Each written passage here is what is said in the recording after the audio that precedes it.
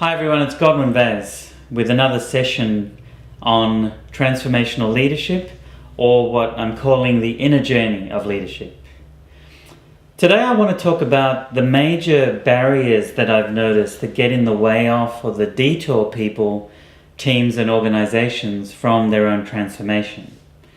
Remember, transformation again is major and profound shifts in capability, in character and confidence, and in results for both you as a transformational leader, for other people that you are leading, and for your organization. So the first myth of transformation is that one person can't make a difference, or a small group of people can't make a difference. Now, even if you look historically, that's not true. You look at people like Gandhi, Nelson Mandela, and you may say, surely they had their inner circle, which they did, no doubt. So the principle I want to get across to you is that the small group is the very basis of large-scale change. It always has been like that, and it will be like that.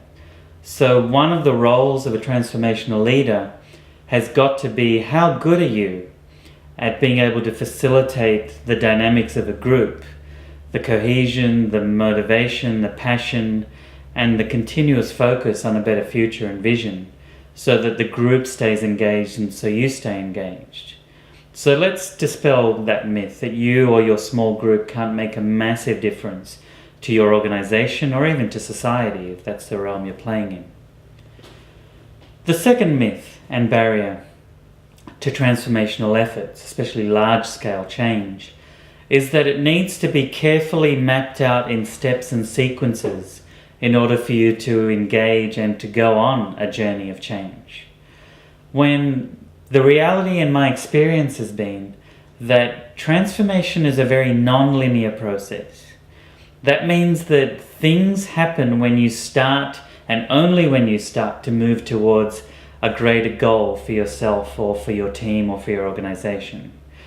So things like surprises, wildcards, reversals, even crises and mistakes can lead to the biggest dramatic forward-moving steps for you towards a transformational vision. So keep that in mind, that you don't have to wait, and it's not conducive to wait for all the steps to be laid out in a nice straight order. It's just take the first step, measure, assess, and you'll be shown the next step. Even if you fail, you'll know what to do next. The third myth and barrier to sustained and powerful transformation is that for a leader or for a leadership team, it's all about training and coaching and getting experts in to make that happen. Or even just getting a consultant in to change your strategy or your processes. Well, what's missing in that approach, and it is a real barrier and a diversion, is this element of transformational leadership called role modeling. The principle is true if you're a parent or you've been around children, which is that people, like children, watch what you're doing much more than do what you're saying and telling them to do. So what you are embodying in your day-to-day behaviors and reactions is a much more powerful transformational effect than just getting in continuous, ever-changing training experts, consulting experts and advisors. It's what am I displaying in my behavior, because that's the set of the bar that other people in my team will aspire to and follow.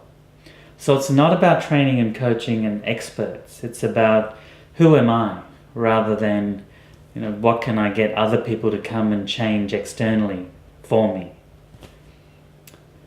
The fourth barrier and myth in transformation and major change is that there needs to be certainty and control.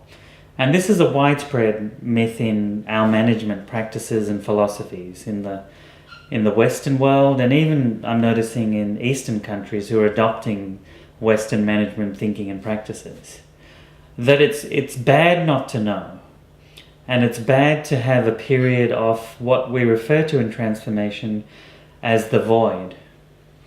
Okay, and the void very often happens when you eliminate things that have worked in the past but you realize aren't working anymore. And then what are you left with? This sense of kind of nothingness. But you still have the vision that you're aiming for, but no idea of how to get there. Now the myth says that that void is a bad thing, and let's look at what everyone else is doing. Let's look at best practices. Let's look at benchmarks. Let's look at what we did in the past 5 years or 10 years ago and do that again now. Maybe do it smarter and better, or throw more resources at it and more investment into it. When very often in transformation, what you did in the past that was successful can be leading to failure in the present because things have changed. The market may have changed, consumer taste may have changed, your pool of people that you can draw into your organization may have changed, or the economy may have dramatically changed. One telltale sign of this quest for unreasonable certainty is that when you push harder, things get not better but worse. And the more you try and do things that worked in the past, the more stuck you become, the more frustrated you become, and the more failure you experience. So you have to step into and allow yourself to be into this void that allows you to really innovate, if that's what you need to do, if your vision is that large and that different. So the next major myth and barrier to transformation is to avoid failure at all costs. That failure could lead to a permanent damaging of your reputation as a leader or your reputation in your industry. Now we need a reframe of this, because the greatest successes happen from, wouldn't you agree with this, from some of your biggest failures is where you've learnt the most. So the change of mindset here has to be that failure in itself can lead to a massive amount of learning for you, either in the project that you're on, the vision that you're pursuing, or at another time in your life.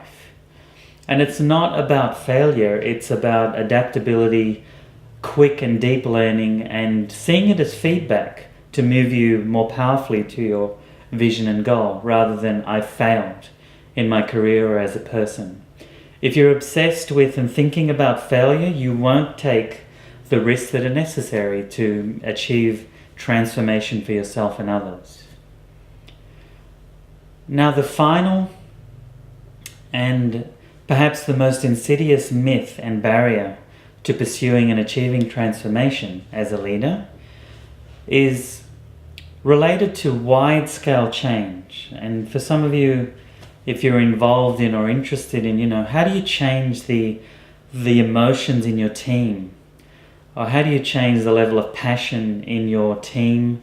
How do you, indeed, even bigger than that, change the energy and the passion and the culture of your organization? And I've been involved in wide-scale culture change for some very large organizations of 20,000 to 40,000 people. And a barrier for even stopping you to go on that journey is to think about, we'll only know that we've achieved the change when we get critical mass. And it's all about, running programs all across the organization all at once and as quickly as possible. That the only way to get widespread change is to wait for and to search for critical mass. And that can work, and that does happen. But it's not always the way that it needs to happen. Okay? An alternative way of looking at it that really works, and that I encourage you to pursue and test for yourself, is that transformation is based on critical connections with the right people, and even more importantly, critical timing. That if you have an organization in the right space, in the right time, just about to undergo a crisis or just coming through a crisis, or needing to change because the competition in the market is about to dramatically change, you can get very fast, rapid, widespread change in the company. That's what I mean by critical timing. The other approach I mentioned was critical connections. So this means finding the thought leaders and opinion makers in the organization and running them through the culture change principles, language, processes, and values that you want to see move through the whole organization. Indeed, this can be not only more resource efficient because you could be dealing with, say, 50 people instead of 5,000 people, but it is a very human way to approach change. If you work with the people that people look up to, they're your best agents of change, more than any outside experts could ever be. Okay, so think about it in terms of why it's not always about critical mass and making things spread right through an organization in terms of how time and cost intensive that can be. And that can be massive, it can be years. And think in terms of critical mass can have an effect, and critical connections have an even more powerful effect. How can you find and enroll the people that are the real change leaders in the organization? And one tip is, they aren't always necessarily leaders at the senior management level. They can be at all levels of the organization. Okay, they're leaders in other ways. They're relational leaders. They're results leaders. That people love them, people listen to them, people like them.